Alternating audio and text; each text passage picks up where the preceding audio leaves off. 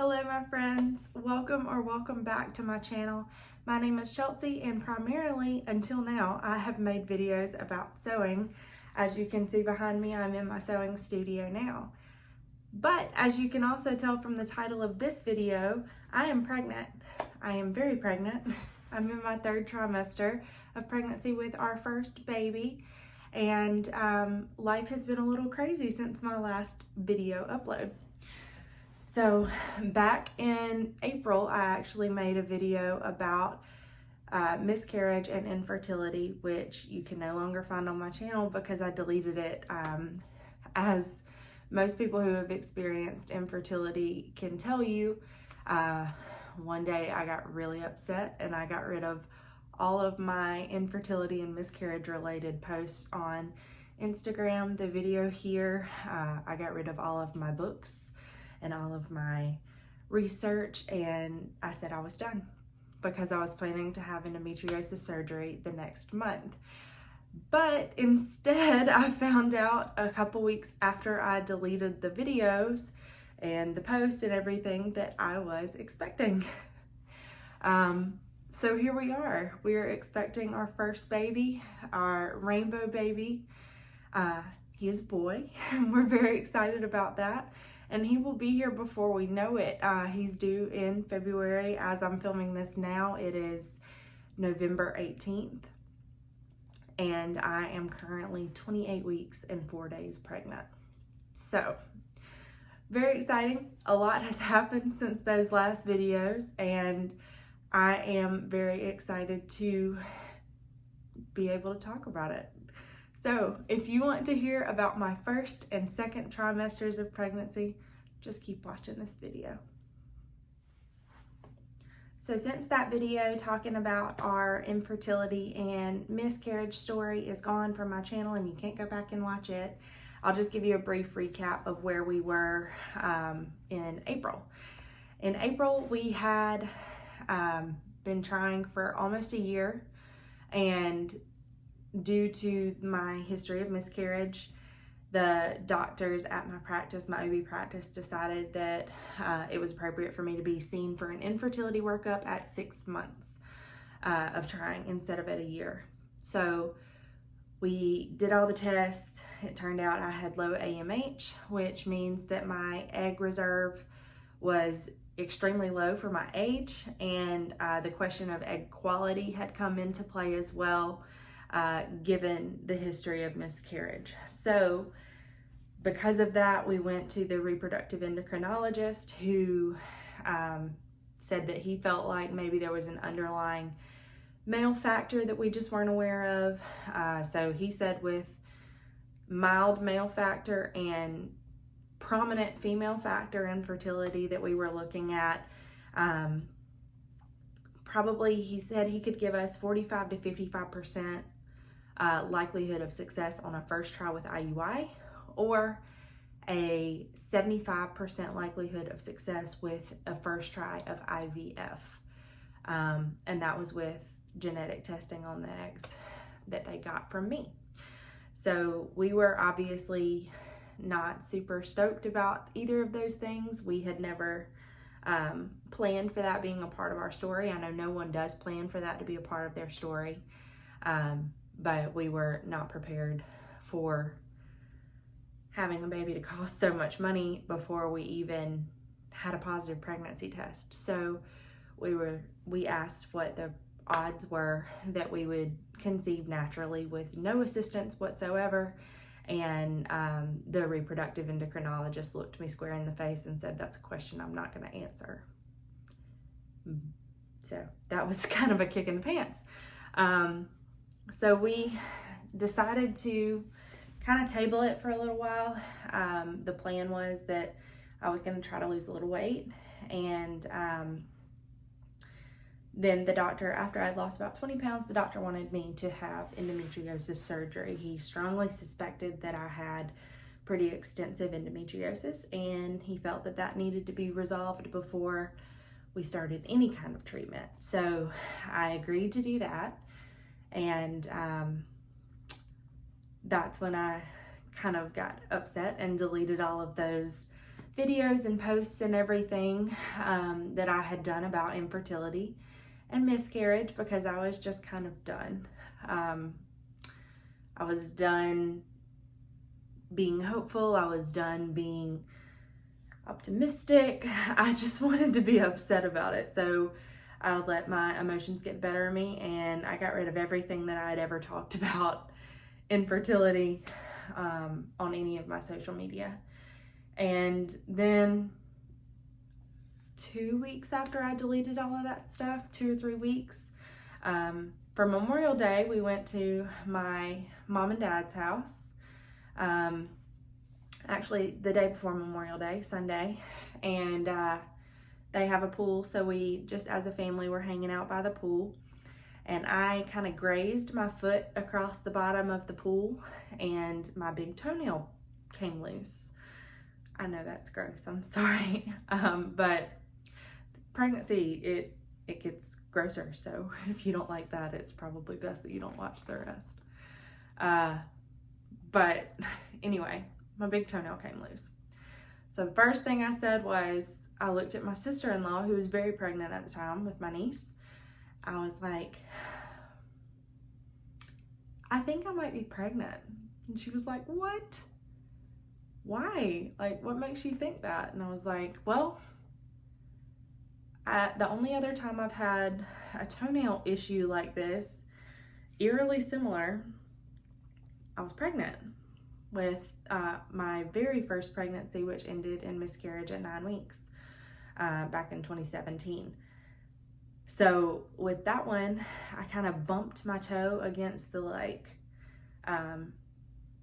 tread on a stair, and my toenail just came off, and I turned out to be pregnant then. So that was just so odd to me, that those two times with the same exact symptoms, like, maybe it's a coincidence, but it felt too much coincidental to not be something. So I tried to kind of shove that thought aside, because I didn't want to get my hopes up, of course, but then it was still on my mind a little bit.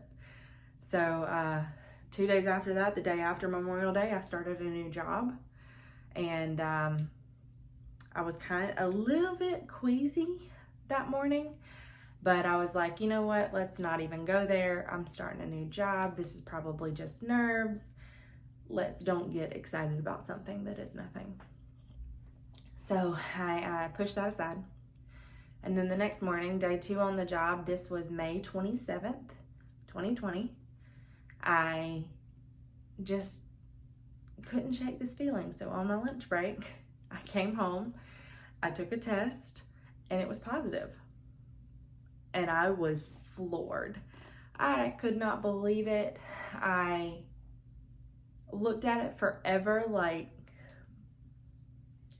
because you see so many negative tests that you start to wonder if you're seeing things. Like, I can't tell you how many tests I took that I swore up one way and down the other that there was a line on that test, and of course there was never a line. So I just stared at this test thinking, am I seeing things, or is there actually a positive line on this test? And finally I just accepted that it was real, and I was like, all right, I'll just do hold my bladder for the rest of the day, and I will take a more expensive test in the afternoon before I tell Thomas, because I didn't want to tell my husband, like, oh yay, we're pregnant, and then it be a false alarm, because I can't think of anything worse than to show him a positive test and he's like, what are you talking about? There's nothing here. So I did just that. I took a digital test and a first response test that afternoon after I got off work. They were both glaringly positive. It's hard to deny a test that says pregnant on it. So I was just shocked still. I couldn't believe it. Keep in mind that 2 months prior, a highly trained highly qualified specialist, a fertility specialist, had declined to answer the question of what our odds were of getting pregnant naturally with absolutely no intervention, because he felt that the odds were too slim to even assign a number to it.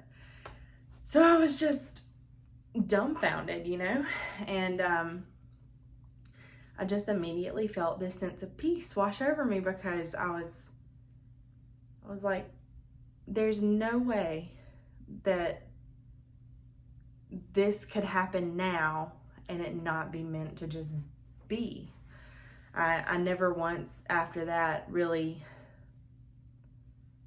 felt hopeless about pregnancy, and I did have some complications in the first trimester, which I'll get to in just a second, but I just felt at peace. So I came home, I told Thomas, I was thinking on my feet, and I always thought after almost a year of trying that when we finally got pregnant, I would have some cute something and tell him with a onesie or something. And all of my ideas went out of my head. So I walked in the house, grabbed a bag of hot dog buns, handed them to him, and asked him to put them in the oven. He was like, "Why? Dinner's almost ready. Like, can you wait a few minutes?" And I was like, "Well, can you put these in the oven, please? Because my oven is full." And he was like, "That's the best you got?" I know you're watching this, Thomas, and that is how that went. But of course, he was so excited. He was not at all surprised that we managed to conceive on our own. He has had more hope and faith about all of this than I have the entire time. And that's on marrying someone who is a far more positive person than you are. So big props to you for that, Tony. So he was ecstatic. I was ecstatic. Everything was fantastic. Made my appointment for my confirmation, all of that stuff. And then at about 6 weeks, I started bleeding, which is not something that you ever want to have happen when you are pregnant. That's just not part of the game plan. And I've, of course, freaked out just a little bit. Went to the doctor. It was so early.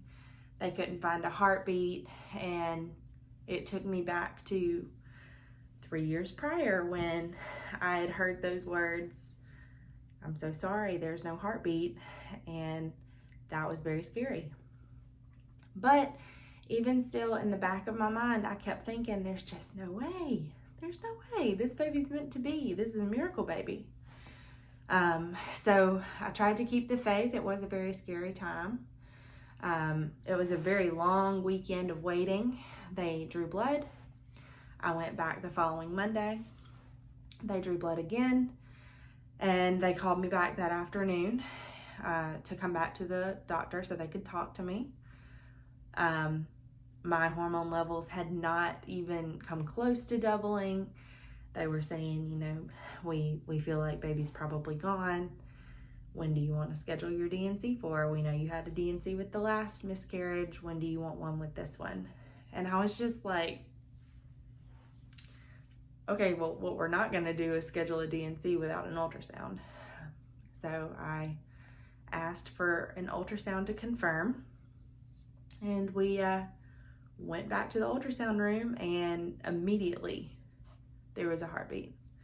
Baby was bigger, baby was on track, everything was great. So that was very scary, to say the least, but we came out on the other side, and I felt even more strongly, this baby is a miracle. The midwife said it, the ultrasound tech said it. This is a miracle baby. We've never seen numbers this bad and a baby look this good. Wow, this baby is meant to be. And I couldn't agree more. So that turned out to be a very small subchorionic hematoma. It bled from, let me look at my notes here. It bled on and off from 6 weeks until 14 weeks. So about 8 weeks of spotting here and there. it never got less concerning because I didn't want to be bleeding while I was pregnant. But again, this was our miracle baby, is our miracle baby. And so I had that faith throughout that everything was going to be fine. So that was really my only issue thus far during pregnancy. As far as symptoms, first trimester, my boobs hurt. I was really, really hungry. I was really tired very, very early. But that was really it. I was just very hungry and my boobs hurt. Other than that, it was a normal day. I have been extremely lucky to not have very many symptoms during pregnancy in general. The only time during the first trimester and even till today at almost 29 weeks, the only time I get nauseated is when I'm brushing my teeth. I have thrown up a grand total of 1 time, and that was because I just couldn't stop gagging after I brushed my teeth. So that was fun, but it's nothing compared to what some women experience with hyperemesis, and I am so grateful that that has not been my situation. I am a do anything to avoid throwing up kind of person, so I'm very grateful that that has been my reality. My second trimester symptoms, pretty much non-existent. I have remained very hungry through my whole pregnancy. Baby is projected to be a pretty large baby, so he is taking a lot of my nutrients. I have had some dizzy spells. I have low blood pressure to begin with, so pregnancy has just made my low blood pressure a little lower, and that's okay. I'd rather it be a little low than on the high side. I have developed more freckles. Melasma is a thing in pregnancy. A lot of times you'll see it as a dark line straight down the belly, called the linea nigra. Some people have like patches of dark skin on their face. For me, I'm already a very freckly person, so I have noticed more freckles on my face and more on my chest here. And the weirdest place that I have experienced more freckles is, I'm sorry if this is weird, I now have freckles on my nipples, which is different, and I was not expecting that, but whatever. I mean, as far as pregnancy symptoms go, I'd take freckles on my nipples over just about anything else. So we are very blessed that we've had such an easy time with pregnancy so far. I have lost some weight. I've just recently started gaining weight.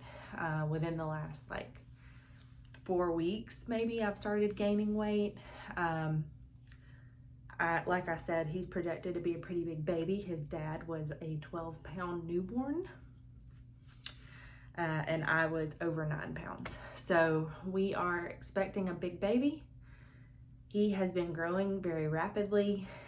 He was measuring ahead in the legs and head circumference at our anatomy scan by over a week for both of them, and I think he's just taking all of my calories, which is why I'm so hungry and still losing weight. So but again, as far as symptoms go, I've been very blessed. I'm very blessed with a very healthy baby. I'm very blessed with a supportive husband and support system. That job that I started the day before I found out I was pregnant, my last day was this past Friday. I have come home full time to work in this room here, sewing and creating for others. And now I have time to do YouTube again. So we will be doing that. You'll see a lot more of baby Bradley when he is born. I'm really excited to have the opportunity to be home with him and be a full-time mom to him. We are just counting the days until he's here. I do hear a lot of stories about You know, first time moms are usually on top of everything, and they've got the bags packed super early and the nursery's done super early, and just over prepared. And I'm over here like, yeah, totally. Got everything done. I don't need anything else. No. I'm probably the least prepared first time mom of anybody I've ever met. The nursery is nowhere near done. We're going to pick up a glider rocker this evening secondhand. And Thomas is building the crib in the next couple of weeks. But as far as baby stuff, I'm trying really hard not to sweat it because we have the essentials. He'll be here when he's here, and we will figure out what we need from there. It's just kind of how I see it. I also haven't had either one of my showers yet, so I'm looking forward to those. I'm very excited to do more videos about pregnancy and about motherhood. I do plan to share some videos about products that have been really beneficial to me. There haven't been that many for the first and second trimester, but now that I have gotten more pregnant, there are definitely more products that I'm using and loving. And I will show you like my baby registry haul and stuff like that, things that we plan to use. I don't feel super qualified to talk about baby must-haves yet because I am still growing my baby, but I'm excited to share my journey into motherhood with all of you. I'll end the video with a belly shot at almost 29 weeks. This is what we're working with now. Move this chair.